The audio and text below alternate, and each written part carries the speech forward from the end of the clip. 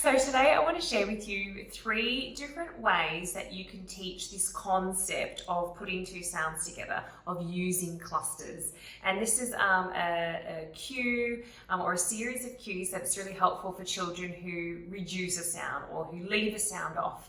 So when they see a snail, they might say nail, and it's like that first sound, that S, it's just, it's deleted. And we call this cluster reduction. So I'm going to show you a couple of cues from this cluster reduction deck, and they're all for S clusters. And once you teach this cue or these metaphors to your students, what you can start to see is that they understand what it is that you want them to do, and it makes sense for them. And I think this is particularly important to minimal pairs therapy because we're asking the child to, say snail and nail, and if they say nail and they just don't understand what it is that you want them to do, this is where the cues help. So the first one we've introduced in this deck, we've got our helper sound and our stuck sound. So our stuck sound is probably what the child's doing now. So if they're saying nail for snail, but it doesn't make sense, it's like the word stuck, the sound stuck.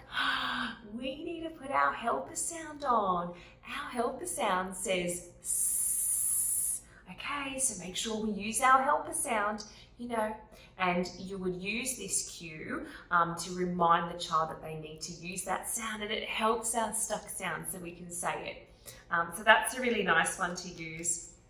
Another one that I love, we call them sound buddies.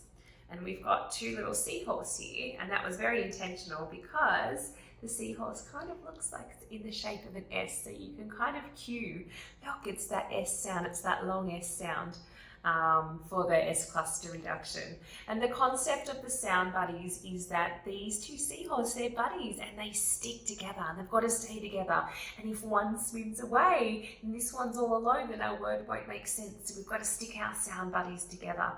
Now, if already this is just starting to sound a bit overwhelming and you'll think, I might forget what these cues mean, I just want to let you know that in the insert here, we have examples of all those cues, so you can kind of go through and read these. So you can read, for example, just like animals have buddies, so do some sounds. These seahorses stick together and are buddies. They don't leave each other. And our sound buddies, that's the one you're going to use. So I just want you to know that we explain the cues in the insert.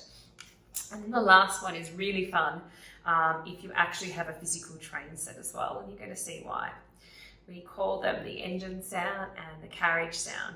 So you'd also explain that this is our engine sound and it helps the train to go. So this sound or this train part says S. So you've got to remember to put your engine sound on for the rest of our word. So again, if the child says nail, you might say, oh, I heard your carriage sound. I heard you say nail, but quick, we've got to put our engine sound on so the word makes sense. Remember?